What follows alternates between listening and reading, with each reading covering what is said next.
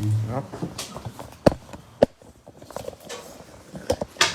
I don't know how this is going to do. Totally glad you're not asking me for help. You know, I don't know anything. But, gee whiz. There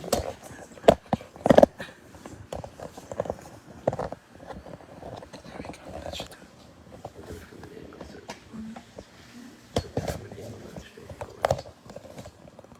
No? it. That's From good, the no? sides as a block. Yeah, that's right, that's right. That's okay. Yeah, sit. Just sit down. Yeah. Okay, welcome everybody to our home. This is actually my daughter Malka's idea to have the gathering. As we know, when something's going on in Klal Yisrael, one member of Klal Yisrael is in tsar. We all have to feel that tsar, and there's no shortage of tsar now that we're all feeling. Just in way of introduction, Rabbi Chaim Shaf is a huge Talmid Chacham, and he's known across the country. He's Mechaber Svarim. He's written Svarim. What's special about him, though, is not just his overwhelming intelligence and his amazing memory. What's special about him is his heart. His heart is the part of him that's even bigger than his brains, and that is he really feels for every member. It's true, every member of Klal Yisrael, and from the greatest Talmid Chacham to the simple yid that's not yet from. Rabbi Shaf will treat them kemat the same. It's a member of Klal Yisrael, and they're relatives. That's how he feels. It's one heart.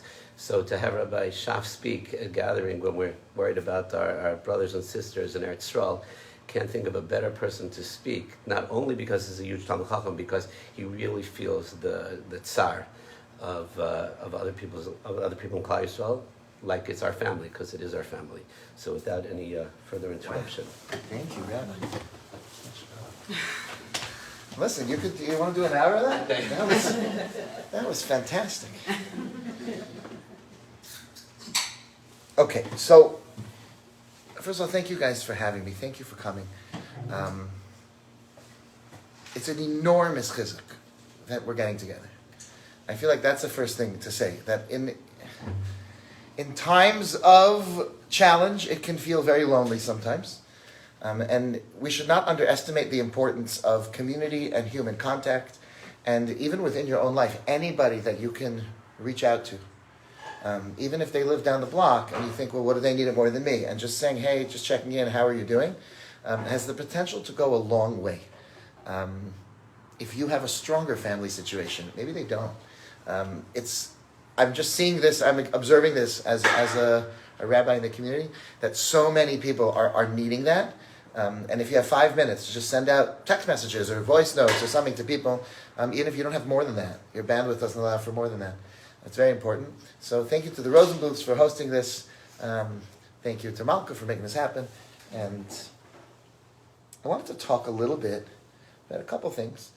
The first one is Tefillah. I think it's a critical thing to talk about and expand upon. I had an opportunity to speak last week a little bit about it, and I touched on it, but I want to expand. And I'll tell you what I'm addressing. There's a truth that we all know, and we're hearing it a lot now, that we need to be fighting in the war too. And there are different ways that different soldiers each one will have their own pluga, their own job, their own unit. And some people are firing weapons, and other people can be firing tefillos. And we're hearing people talk about this. You need to daven, it has an impact, it makes a difference, you do mitzvahs, and that's true. It's a truth that tefillah makes an impact. However, it's not the whole story, and it can be very disheartening sometimes. Just as an example, imagine, they're dividing up names of soldiers and giving them to people. So imagine somebody is sitting there davening for this soldier. And Rahman al-Tzad, it shouldn't ever happen. But what if that soldier doesn't make it? So how do you process that? Was it a waste of tefillah? Well, maybe. So some people will tell you, and people, you have this. We've had this in our lives. We davened for our grandmother. We davened for someone. And it didn't have the result that we'd hoped for. So sometimes the answer is, well, you know what? Those tefillos went to someone else. You ever heard that answer? And it's a challenging answer. It may be that there's real sources to say that that's what happens. I don't know that that's so satisfying to me. So, and an additional point is this. when tefillah becomes, I'm doing this in order to get the following result in Olam Hazeh. That's the purpose of my tefillah. So it's not so different than the following. It's not so different than the following. A person who says, I've determined that the Torah says if you give charity, then you're going to get rich. And so one of my neighbors is really, really suffering and has nothing. Oh, I don't care much about them. I don't even like them. But I'm pretty sure that's a trick for me to get rich, so I'm going to give them charity. Look, if that's what works for you, to get you to give charity, it's really much better than not giving it, right? But it's not the level that we're hoping for. We're supposed to be rachmanim, we're supposed to be generous, kind, loving people who would give charity even if we would never... if your child was starving, you would give them the food out of your mouth even if it was going to make you hungry. It doesn't have to be, there's a promise that you'll get full anyway. And so, I want to introduce another perspective that comes from a Gemara, and I hope that this can enrich our experience. Mipnei ma haya imosenu akarus. Why was it, says the Gemara, that Sarah Imenu was barren? It took her so long to have children, and Rivka, and Rachel. Leah had an easy time. But I don't know if you've ever met somebody who struggled with infertility. It's awful. It's agonizing. It takes over everything. And treatments are never easy. And mess with people's moods. And it impacts people's lives and marriages. And it's a horrible thing for somebody to go a year, 2 years, 3 years, 4 years trying to have children. And we expect it's going to be smooth for us in life. Because we're good people. What did I ever do wrong? Sarah Imenu was better than us. Avram Avinu was Avram Ohavi. Hashem says, I love this person. More so. Avram Avinu. And they didn't have it easy. They waited for Yitzchak for so long. Why? What possible explanation is there for such a thing? It says the Gemara, Mipnei Shehakadosh Baruch Hu misaveh l'tfilasan shel tzadikim. Because Hashem is mitaveh. He desires the prayers of the tzadikim, of righteous people. How do you like that? It means, usually we would set up our paradigm as follows. There you have a person, and their goal is to have a Jewish family, and the means is going to be treatments and doctors and prayer. That's one of the things that you have to do. It's part of your hishtadlus, it's the right thing to do. But that doesn't fit here. Because Hashem created the whole scenario in order that they should daven. So what's the goal? Tefillah. And what's the means? Life, children. The goal is the tefillah. So that's a whole new perspective. The tefillah is not about getting the thing. That is what it is. You're supposed to daven for something. But the purpose is the relationship that is developed through tefillah. So let me just explain a simple idea. If you and I really want things to be good in Eretz Yisrael, because we do. So we turn to Hashem, we say, Hashem, we really want you to do this. So says the Chovos HaLevavos. Chovos HaLevavos says, we're not praying because God needs to hear from us what he should be doing. He has no needs. There's nothing we can give him. The main reason for tefillah is to remind ourselves that it comes from Hashem. So we're sitting there and we're saying, Hashem, you're the one who gives life to people who would otherwise be dead. And we say that on a daily basis, and we remind ourselves that truth. So it's going to completely change us. We look to Hashem because he is the source of all of this. What is he going to do?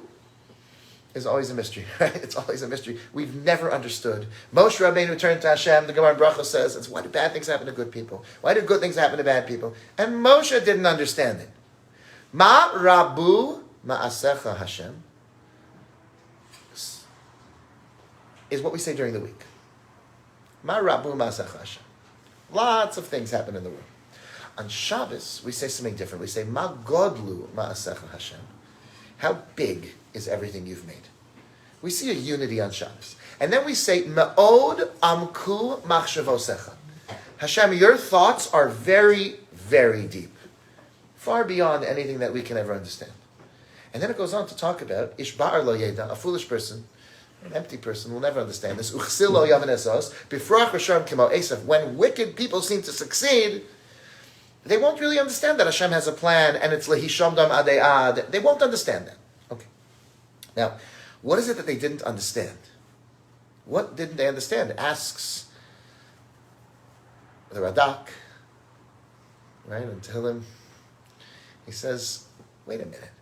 Moshe Rabbeinu didn't understand. Moshe asked Hashem, why do bad things happen to good people? Why do good things happen to bad people? And Hashem responded, Ki lo yir'ani ha'adam v'chai. No person can see me and live. That's when Moshe said, Hareini no es kivodecha. Show me your glory. Show me your honor. The world doesn't appear, when bad people seem to be running the world, there's not a lot of kvod shemayim, right? It's very hard to see kvod shemayim when Hashem's rules are being disobeyed in front of him and his own people are being harmed. That's not so easy. So Moshe says, show me your kavod. And Hashem says, you can't really see that in this world, and go on living. It's not for this world to understand that. So I don't understand. We just said, ish ba'ar lo yeda uksil. You got to be a bar. Is Moshe a ba'ar or a ksil? So he says, no. Let's read the pasuk again. Ma godlu ma'asecha Hashem. How great is your world, Hashem? Ma'od amku mach. Your thoughts are so deep. But in ish ba'ar lo yeda uksil lo yaven hazos. Period. A foolish person does not understand that God's thoughts are so deep and they're so beyond us. They don't get it.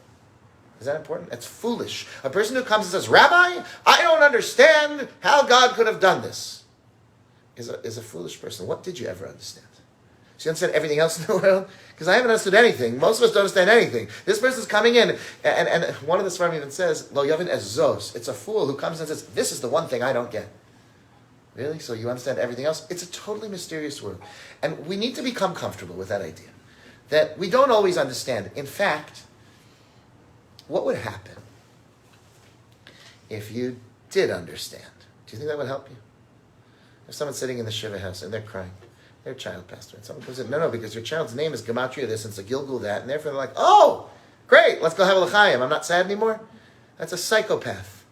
Is there some answer? Is there some answer you could get to the Holocaust from Big Tzaddik, from Big Makubal, and explains it to you? It's like, oh, now the incineration of 1.5 million children no longer bothers me at all. It's absurd to think that there's any kind of answer. We ask why. It's not a real question. The emotional pain that people experience, there's no answer why that could possibly help. And therefore we have to get comfortable in our lives with the fact that things are mysterious and not understood. It can be comforting to know that there's an infinite creator who loves us and knows what he's doing. But we won't have an answer. I mean, that's a very important thing. So what's tefillah then? What are we doing? We're going to daven. We have no idea whether our tefillah will be answered or not in the way that we want. And Hashem doesn't even really need us to tell him what to do. He's not sitting there saying, look, I'd like to save these people, but I'm collecting amens and I need a few more. There's no way that's the process, right? So it's something for us. So what's this process? So the first thing is to realize that the procedure of davening, of turning to God, of talking to Hashem and saying what we're feeling and reading the words that are there to help direct us is really helpful. You know, sometimes it can feel challenging to look at the same words over and over again and repeat them and find any meaning there. But I have a question for you. Does anybody know how many keys there are on a piano? Do you know? Is it 56? Is it 88? 66? Some people maybe do know. They're being quiet. They're being humble. Listen, there's a very small number, relatively. Wouldn't it be nice if you could have a piano that was several blocks long, and then you could make so much more music? Is that true? So you have to understand it's not true. With the finite small number of keys on the piano, you can play for the rest of your life. You can make an infinite amount of beautiful music, and it's endless. Is that fair to say? It's endless. You could do anything with it. So tefillah, the words that we are given, is not some sort of magical formula alone that we're supposed to say. Of course, it does have power. But the purpose of tefillah is to be able to then bring to this instrument ourselves and be able to really express ourselves in a powerful way. That's a very, very important attitude that we have to have right now. We have to realize that the words that are here are supposed to direct our feelings and our thoughts. So when a person is and if to grow and to connect, it's extremely meaningful. There's a sefer on Tehillim called Meir Tehilos. It was written by Rav Meir Arama. Rabbi Meir Arama was thrown out of Spain in 1492. His father was Rabbi Yitzchak Arama, who was very famous. He wrote the Sefer Akedas Yitzchak on Chumash, which is one of the most important from the end of the Rishonim period on Chumash. It's a very hard Sefer. But it's very famous, it's very popular. So Rabbi Meir Arama says the following. It says in Tehillim Kuf Mem Beis, it says, Eshpoch lefanav sichi, sorasi lefanav agid. I pour out before Hashem my conversation, and I tell him, in front of him, all my troubles. Sorasi lefanav agid. Behisatef alai ruchi, ve'ata yadata nesivasi. So he says, you already know all of this. Ati yadata nesivasi. So why am I telling you everything? And the answer is, Behisatef alai ruchi. Because that does something for my spirit.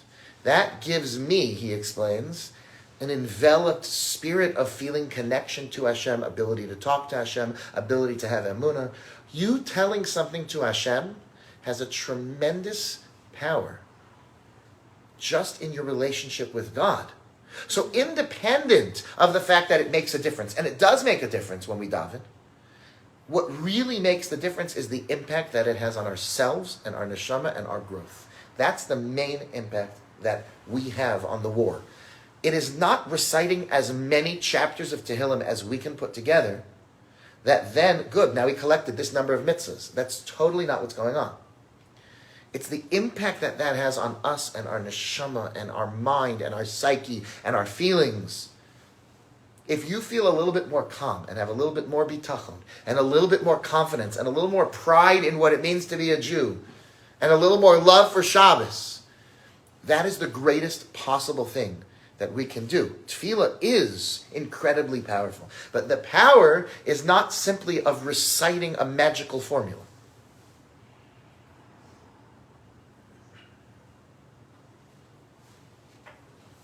I want to share a second thought in connection to this. Hakol bidei shamayim. Everything is in God's hands. And then we also talk about free choice, right? Wicked people doing things, that's free choice. And Hashem says, pick good and not evil. So we believe in bechira chavshis. We believe in free choice. We also believe that God is completely in control. The Rambam asks a question. He says, God's knowledge is a very unique kind of knowledge. It's not like us. You and I know things because they happened. So Abraham Lincoln was the 16th president of the United States, according to, allegedly. And, I don't know if we can prove that, but, okay, right? He was Abe Lincoln, and it's one school of thought. And I know that because it happened. Isn't that right? But Hashem's knowledge is his essence. And therefore, whatever Hashem knows, that's why it's so.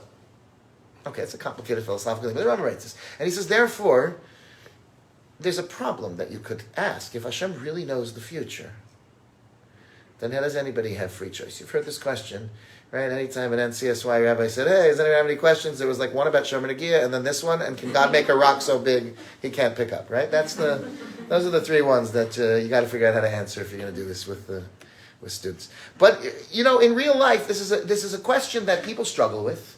And the Rambam says an amazing answer. He says, actually, this cannot be answered by a human being. A human being cannot answer. If God knows the future, and his knowledge isn't just an outside knowledge, it's not like a trick that he can figure out the past. It's that way because he wants it that way. So then there's no such thing as free will, right? And then the answer is, well, yeah, to the human mind, that should remain a mystery. But just know that Hashem tells you very clearly in the Torah. He says, we know, he says very clearly, they both have to be true. And that's like such a hard thing. In fact, the Ravid writes, why would you ask a question that you don't have an answer to? Good teachers don't do that. Don't give a question that's going to confuse people. The Mefarshim say, no. The Rambam's not giving you a question without an answer. He's giving you a question with an answer. You know what the answer is? What Jews are supposed to believe is both of these things simultaneously. You have to believe that God is completely in control. And you have to believe that people have free choice. And sometimes you have to make a decision based on free choice. So, b'charta b'chaim, right? Pick life, don't pick death.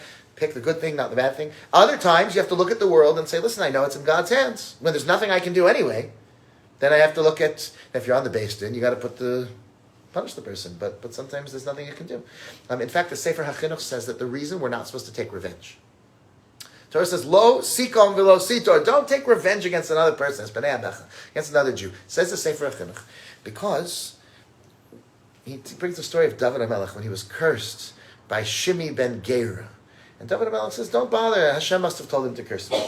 So we don't believe in free will anymore. So the Sefer HaChinuch, anything that happens to a person is coming from Hashem. If you use all your energy focusing on free will and hating that person, you're going to miss the message that's coming to you too. If it wasn't from Hashem, you wouldn't have had that happen. So you can't use all of your energy being angry at that person because you're going to miss the messages that are coming your way from Hashem. So there's two things at once. And we're used to this. As from people, by the way, we talk this way all the time. We say things like, Hashem found me a wonderful spouse. And someone said, you idiot, it wasn't Hashem, it was your friend Bill, who, right? It was saw you at Sinai. You were trolling the internet. And you thought, that's what happened. It wasn't Hashem. And the answer is no, it's both, right? In other words, we see two things happening at once.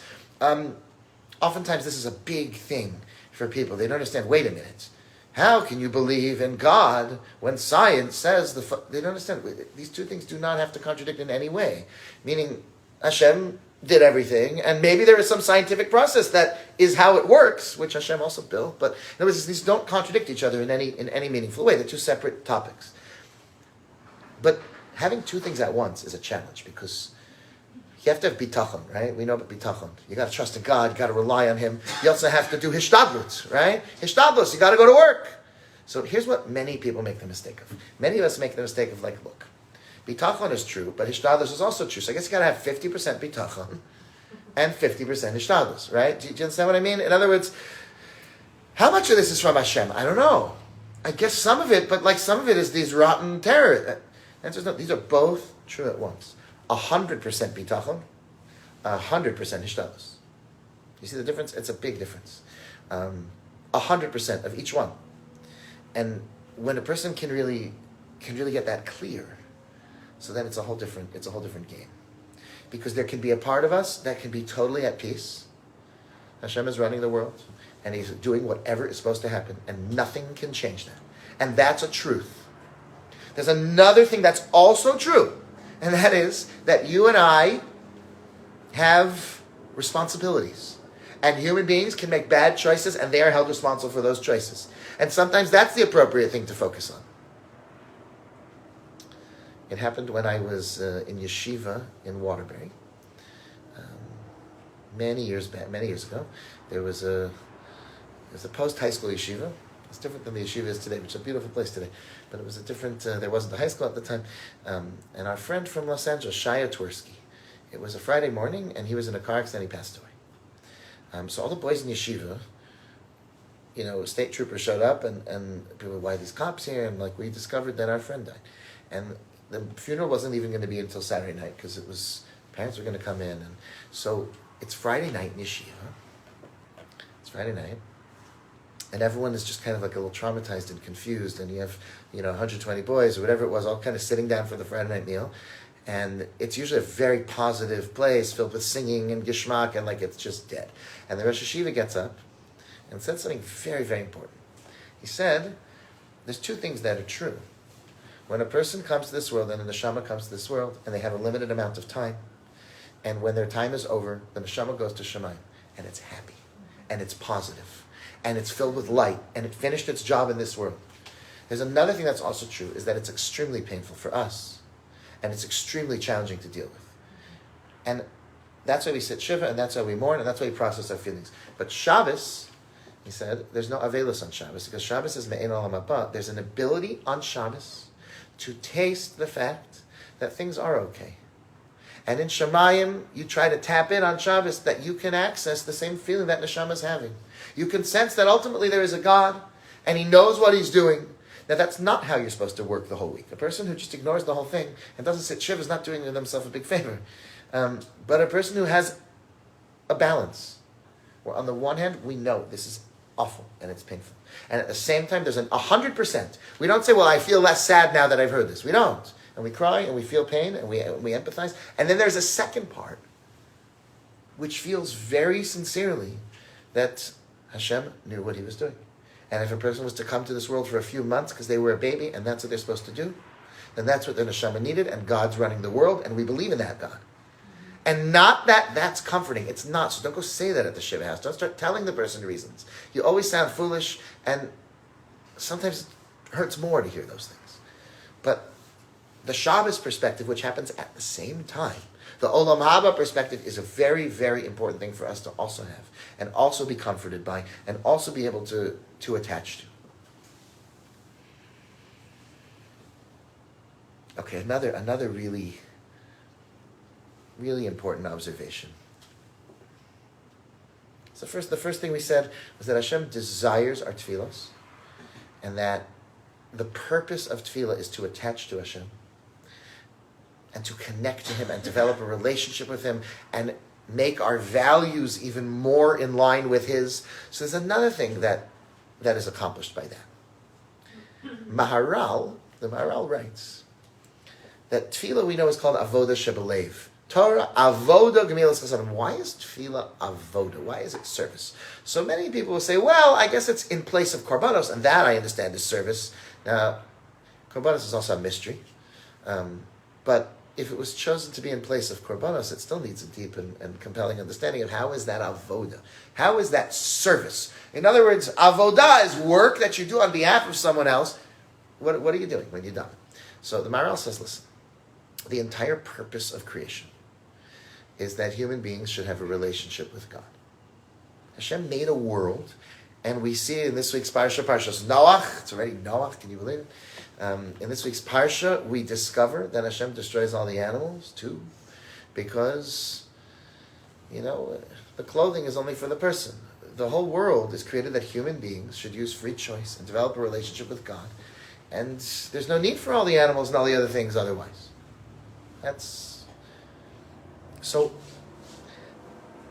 if our goal is to have a relationship with Hashem, and tefillah is the method of getting close to Hashem, that's what it is. That's the goal. Therefore, that's why it's called avoda, and it's done with our leif, and it's done with the very essence of ourselves. That's why it's called avoda. He even says another very interesting thing.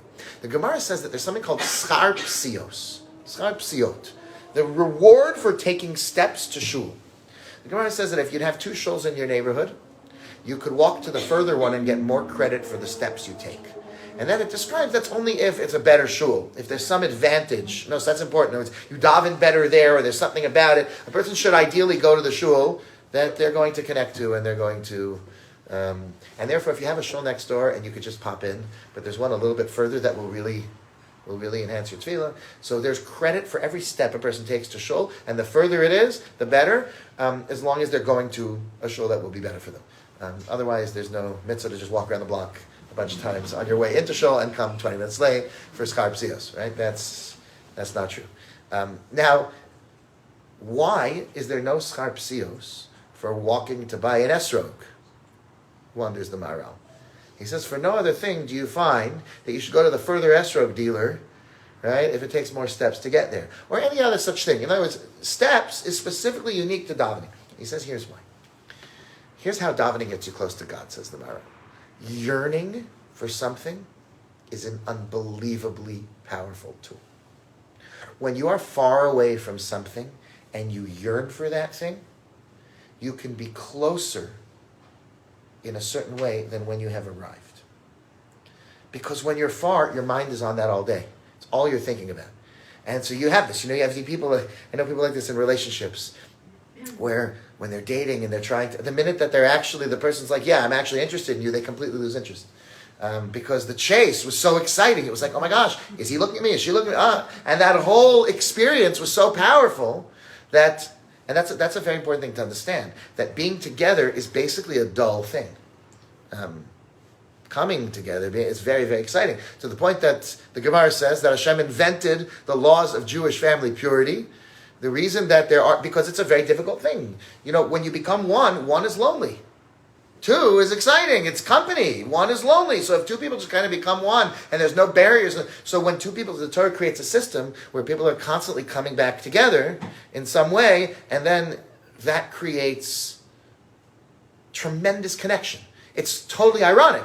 But by separating people off, Lo tove os adam levado. It's not good for man to be alone. Now, that was Adam and Chava together, according to Chumash Rashi.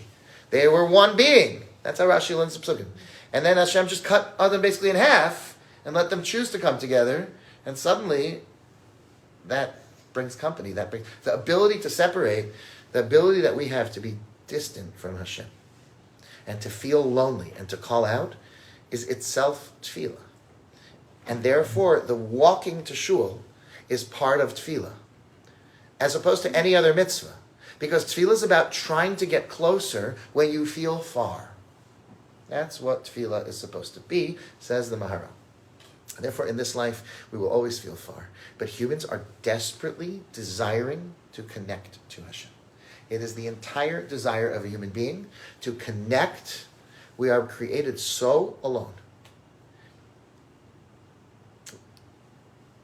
There's a counterfeit. We can distract ourselves with relationships with other people and other things, and that's a very helpful thing. But our Chazal tell us that even relationships ultimately bring a person to Hashem. Ish ve'isha shchina beinayim. I mean, the real way to attach to Hashem is to tap into the part of a person that realized I was put in this whole world as a lonely creature. I mean, I don't have anybody else to connect to. And we always try. Every person, tonight is a Saturday night, so some people came out for a shir, but there's people all over town who are getting dressed up and going out. What are they doing? I mean, they're looking for relationships. They're looking for connection. That's what everybody in the world is constantly striving for. To the point that the Gemara says, if this disgusting urge comes over a person has this desire to find relationships in the wrong place. So it says, Mashchei lebeis medrash, bring it to the beis medrash, learn Torah, say Shema, do mitzvahs. The Gemara said, because now I would have said, the Vilna Gaon points this out, Rav Tzadok of Lublin points this out, I would have said, if a person has a tremendous desire for connection in the wrong way, they should run away from that to the beis medrash. Don't pull it with you to the beis medrash. The answer is no, you missed the boat. You missed the boat. A person who feels this kind of loneliness needs to realize that you need to take that urge with you for connection and realize that you can have that with Torah and with Hashem. You can. You can fill that need in a healthy way. It's the same need. You can't run away from that desire. You can only learn how to manifest for yourself that desire in a healthy way. So it's a very important thing for us to realize, I think, that in these real times, tefillah has the capacity. The fact that we feel like we need help. No one can help us but Hashem. If not for Hashem, we're really in trouble. And if we know that to be true, and we can express that with our words and in our lives, then we will start feeling closer to God. And we will start feeling more connection. And it's no simple thing, because on a national level, we haven't really suffered in this way in many years, Baruch Hashem. And so we're not used to this. We're not used to it. But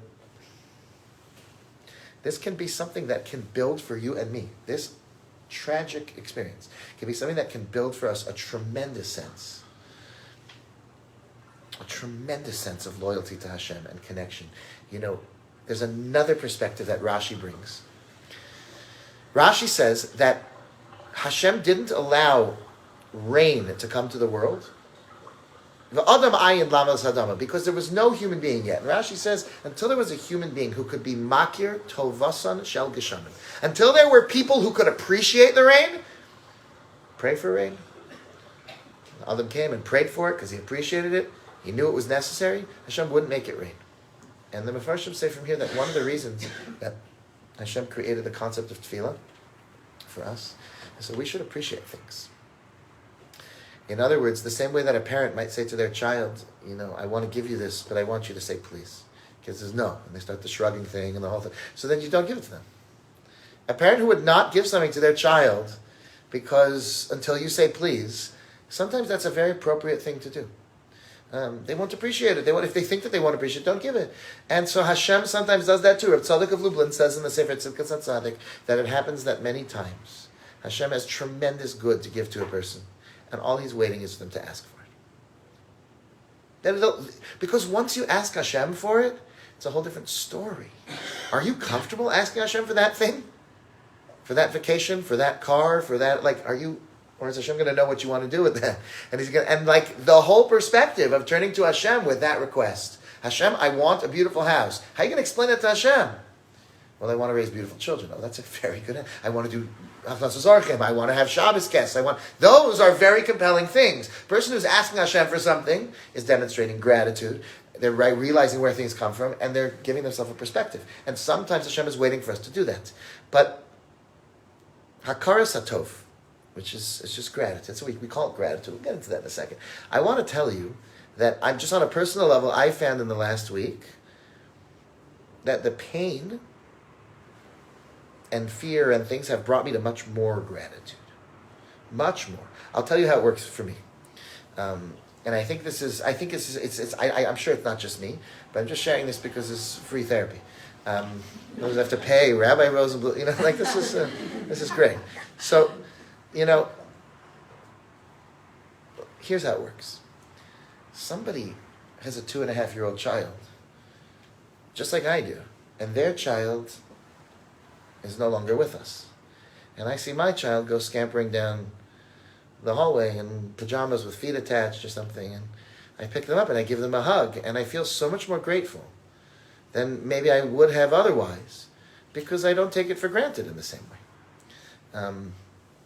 And I could see how somebody could manipulate such a thing and say, oh, you're finding joy at their expense, but it's not true, and I'll tell you why.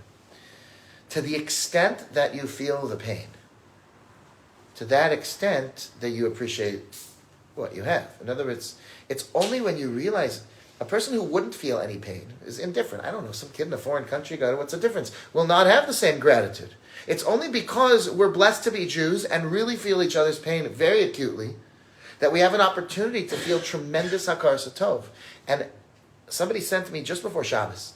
Somebody used to live in my shul, but then they moved out of town. And he sent me an article from a university, like a study that shows, it's a very interesting thing, I want to read it more carefully, but it shows that gratitude is number one thing that is shown to alleviate feelings of depression. It's a totally secular thing. That feelings of depression and sadness are alleviated by gratitude, by feelings of gratitude.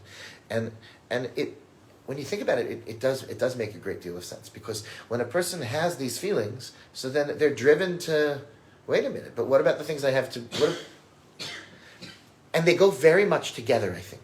So I think that Hakar Satov, which is the basis of Tefillah, it's like, listen, Hashem, I recognize that good things come from you. I acknowledge that. I appreciate it. I'm grateful for other things I do have. Now, here's one very interesting thing. The language. This is worth observing. What is the language of Hakaras Hatov? Lehakir really means to acknowledge something as true, right? Hakara is to recognize a person, so Hakara Satov would be basically defining something as, I'm makir, that this is tov. It doesn't mean gratitude. You have I always notice this, when it comes to Thanksgiving time, so a lot of people talking about what are we grateful for, which is a wonderful thing, but there's atheists talking about this. What do they mean? What do you mean grateful for? So they're reusing the word grateful, but the word makir tov is applicable. Because they can acknowledge this is good. But to be grateful to God, they can't. They can't be grateful to anything. They're grateful to the great accident in the sky. What are they grateful for? They just happen to, right? So the truth is, Hakar Satov is closer to what the atheists could have, if you just look at the words. And kafui tov, which is a very interesting expression. Kafui tov, according to some, means to cover over the bad, or maybe it even means kafui tova could be a person who is saying, I'm essentially forced to have this good because they were forced into it because they don't acknowledge that it's good. So then why do they have it? So they're forced into it. Kafui is lashon kofen. There's different perspectives, but it's not about gratitude or ingratitude. So why? So says Rabbi Kalish Shlita, an amazing thing. Listen to Rabbi Kalish says. He says, anybody in the world has gratitude. He says, the simplest person who's unrefined, you go to a person on the street, a homeless guy who's somewhat coherent, right? It's not, and you go to him on a hot day and you give him an ice cold bottle of water.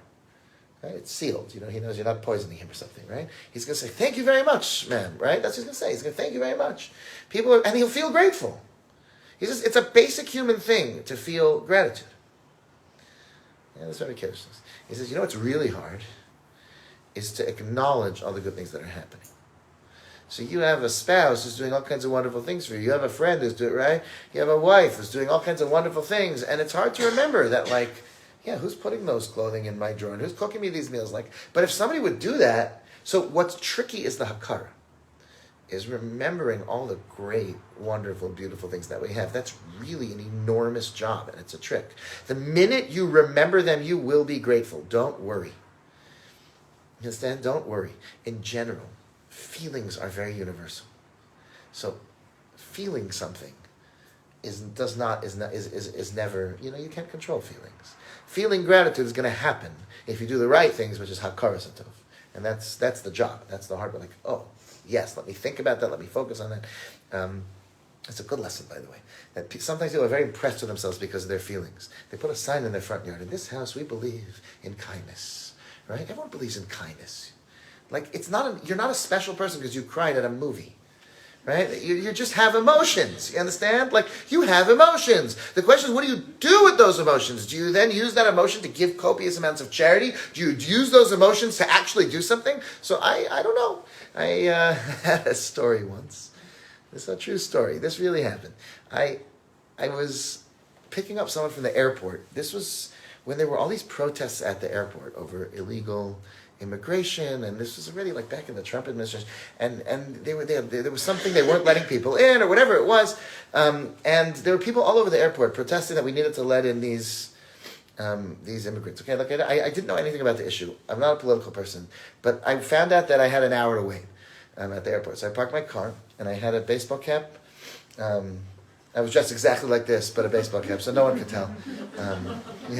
It's at a Mendel's Fish Market. No one's gonna know. And I had a clipboard, right? I think it was maybe Yossela's Knishes, and then it says, "It's delicious," something like that. I had a clipboard, and I went around to people, and I asked them that the following thing. I said, I made up the name of some organization. Maybe I said it was with Amnesty International. But I said, like, I went around to people just saying, like, we're looking for names and phone numbers of people who might be able to host someone in their house. These people all had signs. They'd taken off a whole day to go protest. And every person came up with some cockamamie excuse. Oh, I got a lot of dogs. I was like, okay, well, can I just take your number in case the person is okay with dogs? I asked people. I finally got to the point where people were like, we're looking, even if they could just pitch a tent in your backyard. Just for a few days. And there wasn't one person who was even willing to give a fake phone number. Right? Nothing. You understand? These people were like so astonished. Like, no, I protest, and then maybe you'll help them in your house. Why should I have? You understand?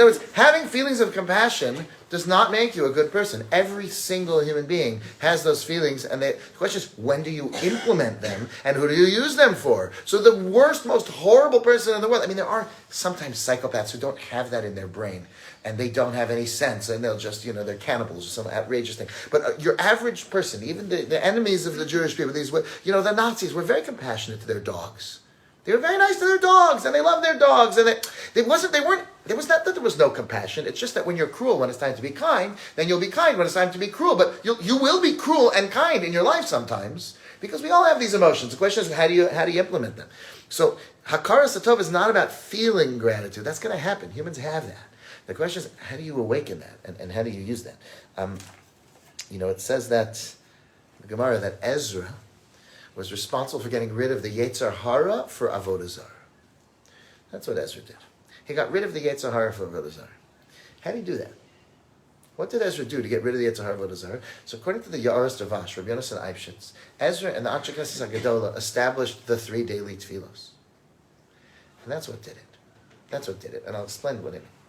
Avodah Zarah was this methodology of there being a whole bunch of different gods.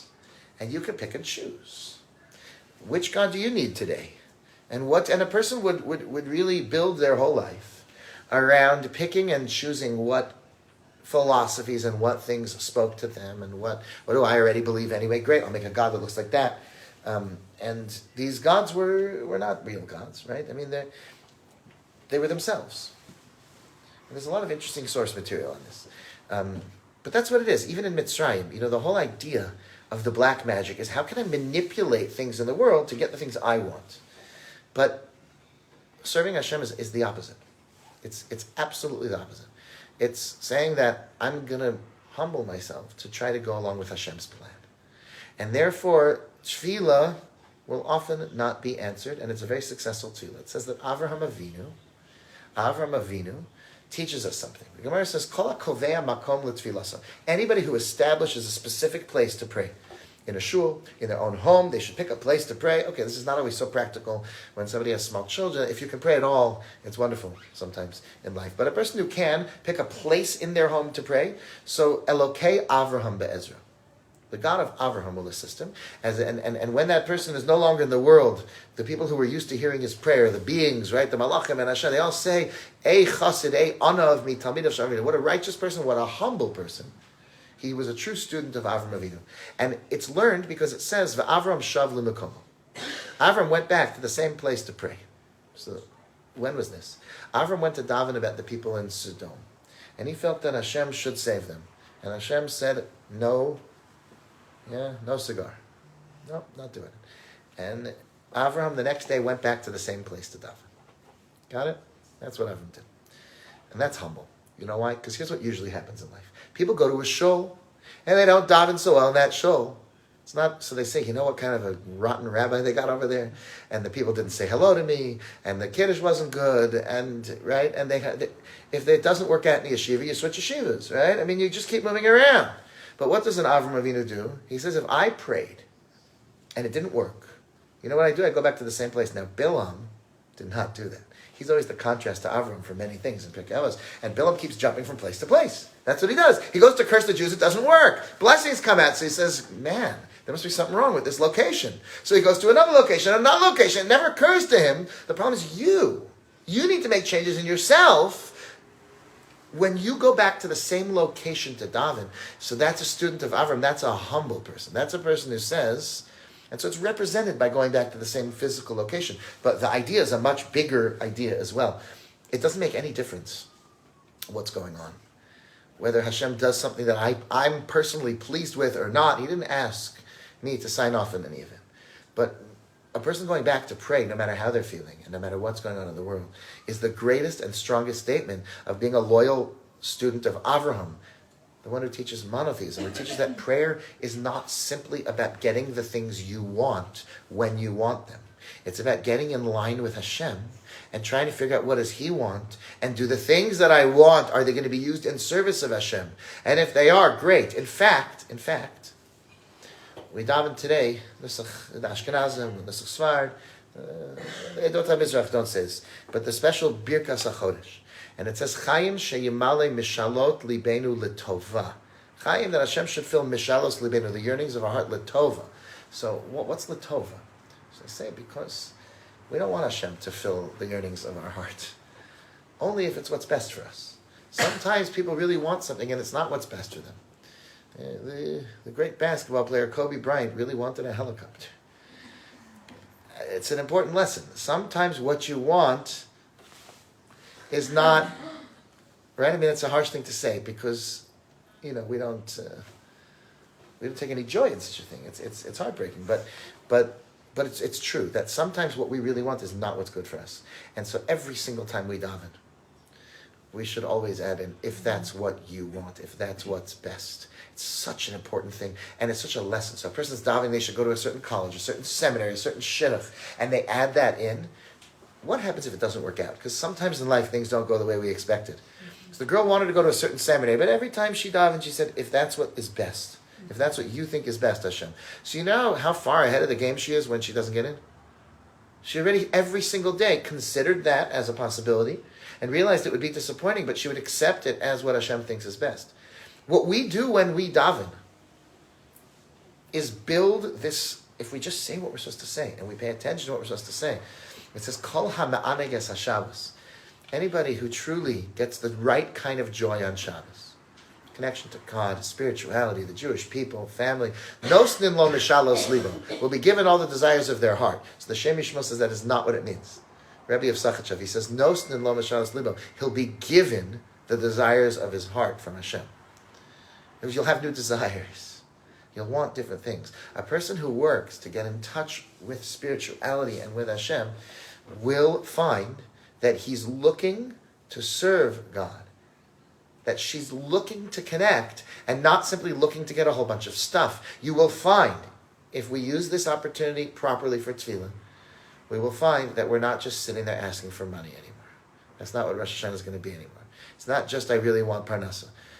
It's going to be much more. And Ezra got rid of the Yetzer Hara of Avodah Zarah in the world by training us how to daven, by giving us the right words and the right perspective to pray. The final thing I want to share is something that I've spoken about it with students and with people in the past over the years. It's one of the things but it's so abstract when it's not happening. We talk, even in times of suffering, even in times of this, and these are all sort of abstract concepts until we're living through them. But Pasuk says that the Jewish people are going to be ka'aryeh b'bahamos yar. It says the Jewish people, she'eris Yisrael b'kerev amim rabim, Jews, when spread among all the nations, are going to be like a lion among all the beasts of the field.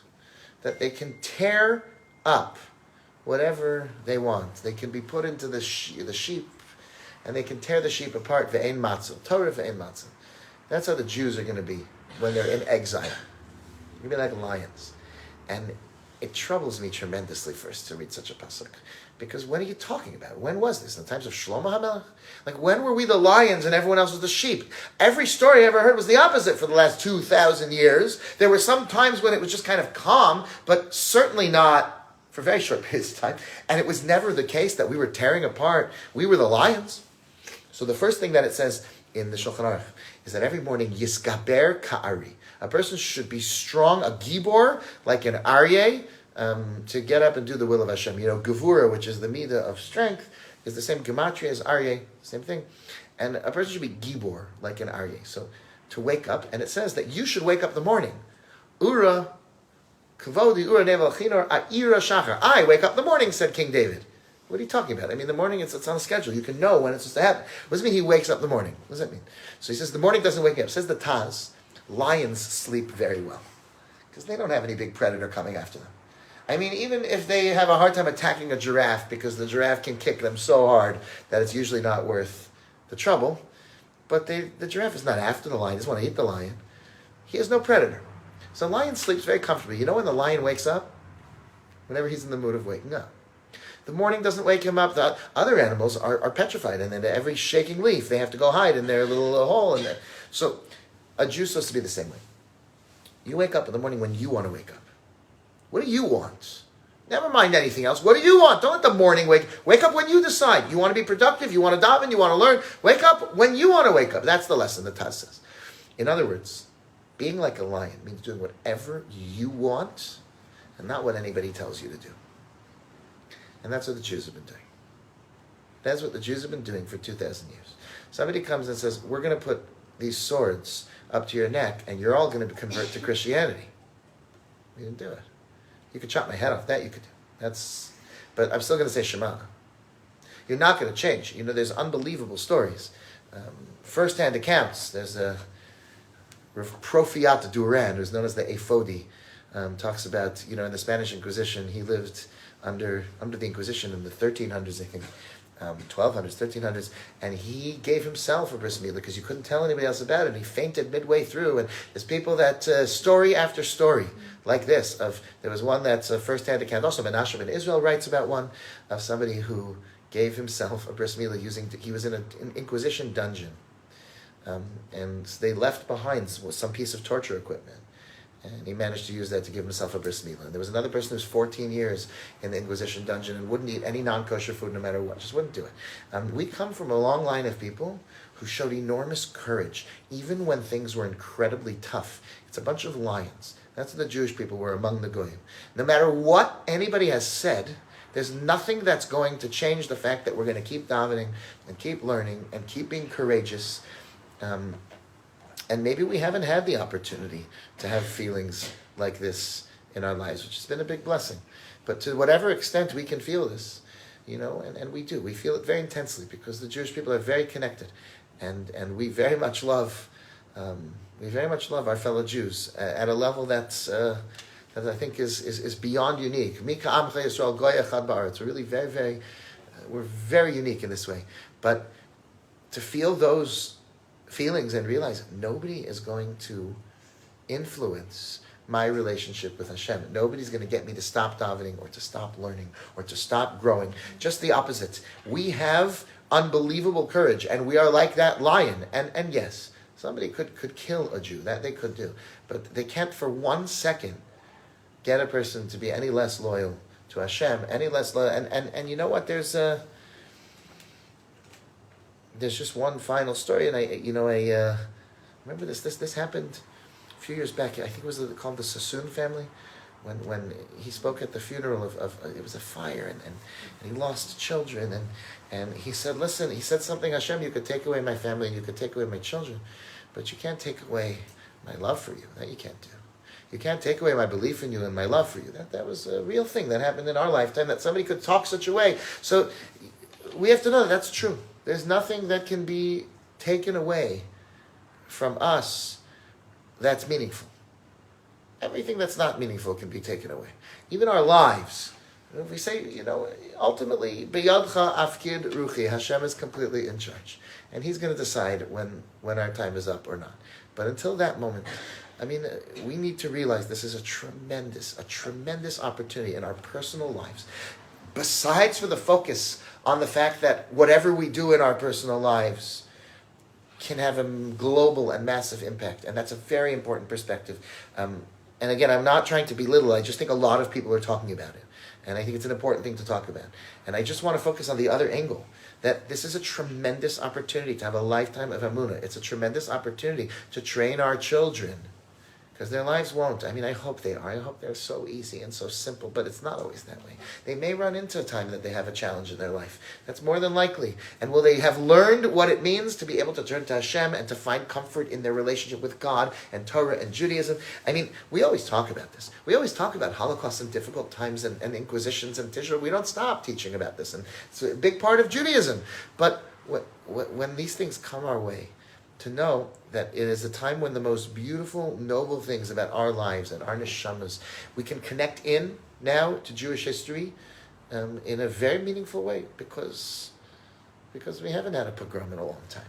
And our ancestors did, and they still went to daven, and they still learned, and they still wrote their svarim, and they still gave their children bris milas, and they still did it. And we're gonna keep going, and we're gonna keep doing it.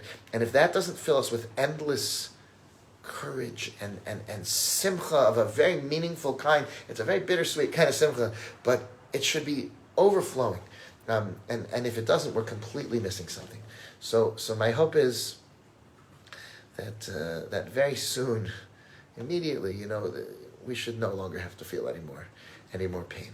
But that as long as such a thing is still in the world, as long as the world still isn't in its perfect state, that we should take to heart who we are and where we come from, and that we come from a long line of people who would turn to Hashem even when it seems like He didn't answer their prayers, and would continue talking to Hashem and growing as a person, and attaching to Judaism and all of the important messages that we stand for in the world, all the way back to Avraham Avinu, who taught us right from the beginning that it's better to get thrown into the furnace and be close to Hashem than to be the one throwing people into a furnace. That we're very proud to be that group of people who've taken this lesson of Avraham Avinu. I thank you guys so much, to every one of you. Thank you so much for coming out to learn and to give chizuk, and we should continue giving each other chizuk. And may Hashem bring every happiness to all of us and to all of Am Yisrael. Amen. Chodesh Tov, Shavua Tov. Thank you. Amazing. Wow. That's great. Thank you everyone for coming.